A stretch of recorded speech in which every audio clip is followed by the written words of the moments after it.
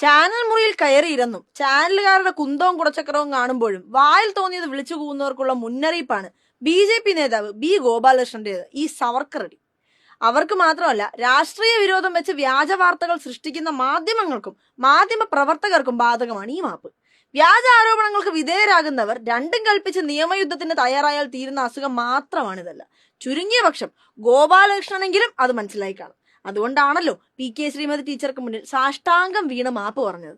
2006-2011 കാലയളവിലായിരുന്നു teacher ആരോഗ്യമന്ത്രിയായിരുന്നത്. അക്കാലത്തും രാഷ്ട്രീയ എതിരാളികളും വലതു മാധ്യമങ്ങളും നിരന്തരം വിവാദം സൃഷ്ടിക്കാൻ ശ്രമിച്ചിരുന്നു. അതിലൊന്നാണ് മകനുമായി ബന്ധപ്പെട്ട ആരോപണം. അന്നേ തേഞ്ഞുപോയ ഒരു പച്ച നുണ. പക്ഷെ ആ നുണ 7 വർഷം കഴിഞ്ഞ് ഗോപാലകൃഷ്ണൻ ചാനൽ മുറിയിൽ കയറിയിരുന്ന് ആവേശം മൂത്ത് വിളിച്ചുകൂവി.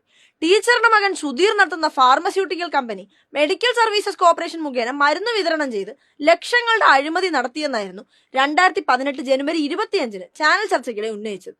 ഇതിനെതിരെ ടീച്ചർ കണ്ണൂർ 1ാം ക്ലാസ് മജിസ്ട്രേറ്റ് കോടതിയിൽ മാനനഷ്ട കേസ് നൽകി. സുധീറിന് മരുന്ന് കമ്പനി പോയിട്ട് മരുന്ന് കടയെന്നല്ല മുറുക്കാങ്കട പോലും ഇല്ല. എന്നിട്ടും ആരോപണം ഉന്നയിക്കുകയായിരുന്നു ഗോപാലകൃഷ്ണൻ ചെയ്തത്. കുടുങ്ങുമെന്നായപ്പോ മാപ്പ് പറയാൻ തയ്യാറായെന്ന് ഗോപാലകൃഷ്ണൻ അറിയിച്ചു. വെറുതെ മാപ്പ് പറഞ്ഞാൽ പോരാ, പൊതുസമൂഹം ആകെ കേൾക്കുകയും കാണുകയും വിധം ചാനലുകൾക്ക് മുന്നിൽ നിന്ന് മാപ്പ് പറയണമെന്ന് ടീച്ചർ ആവശ്യപ്പെട്ടു. ഒരു ഉളുപ്പുമില്ലാതെ അതും സമ്മതിച്ചു. അങ്ങനെ ടീച്ചറെയും ടീച്ചറുടെ അഭിഭാഷകൻ അരുൺകുമാറിനെയും സാക്ഷിയാക്കി മാപ്പ് പറഞ്ഞിരിക്കുന്നു. ഇതൊരു തുടക്കമാകട്ടെ നുണപ്രചാരണങ്ങൾക്കും വ്യാജ കഥാകാരന്മാർക്കുമുള്ള പാഠം. ഓർമ്മയില്ലേ നയതന്ത്ര ബാഗേജ് വഴിയുള്ള സ്വർണ്ണക്കടത്ത് കേസിലെ മുഖ്യപ്രതി ഹോണറബിൾ മാഡത്തെ? സകല കേസുകളിലും ജാമ്യത്തിലിറങ്ങിയ ശേഷം BJP നേതാക്കളുടെ കളിപ്പാവയായി വലതു മാധ്യമങ്ങളെ ഉപയോഗിച്ച് നടത്തിയ അപസർപ്പക കഥകളുടെ ആറാട്ട്. ബിരിയാണി ചെമ്പ് തൊട്ട് പല സൃഷ്ടികളും, ഒരടിസ്ഥാനവും ഇല്ലാത്ത പുലമ്പലുകൾ. ആദ്യമൊക്കെ ഒരു കള്ളക്കടത്തുകാരിയുടെ ജൽപ്പനം എന്ന നിലയിൽ അവഗണിച്ചു. എന്നാൽ ഭ്രാന്തിന്റെ സകല സീമകളും ലംഘിച്ചപ്പോൾ CPIM സംസ്ഥാന സെക്രട്ടറി MV ഗോവിന്ദൻ മാസ്റ്റർ സിവിലായും ക്രിമിനലായും കേസ് ഫയൽ ചെയ്തു. കേസ് ഇപ്പൊ നടന്നു വരികയാണ്. അതിനുശേഷം ഓണറബിൾ മാഡത്തിന്റെ പൊടി പോലും ഇല്ല കാണാൻ.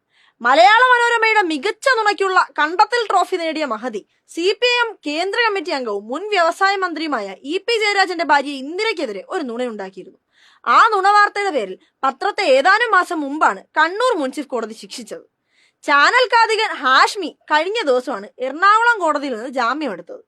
അപകീർത്തികരമായ പച്ച നുണ വിളിച്ചു കൂവിയതിനെതിരെ അഡ്വക്കേറ്റ് അരുൺകുമാർ ഫയൽ ചെയ്തതാണ് ആ കേസ്. ഈ പാത എല്ലാവരും തുടരണം. എന്ത് കള്ളവും അടിച്ചുവിടും, ആരുണ്ടവിടെ ചോദിക്കാനെന്ന മാധ്യമ അഹന്ത അവസാനിപ്പിക്കണം. ചാനൽ മുറിയിൽ കയറിയിരുന്ന് പുലമ്പുന്ന ജയശങ്കരന്മാരെയും ചാനൽ കുന്തവും കുടച്ചക്രവും കാണുമ്പോൾ അപസ്മാരബാധിതരാകുന്ന PC ജോർജുമാരെയും വരച്ച വരയിൽ നിർത്തണം. ഇതിനെല്ലാം തുടക്കമാവട്ടെ ഈ പരസ്യ മാപ്പ് പറച്ചിൽ.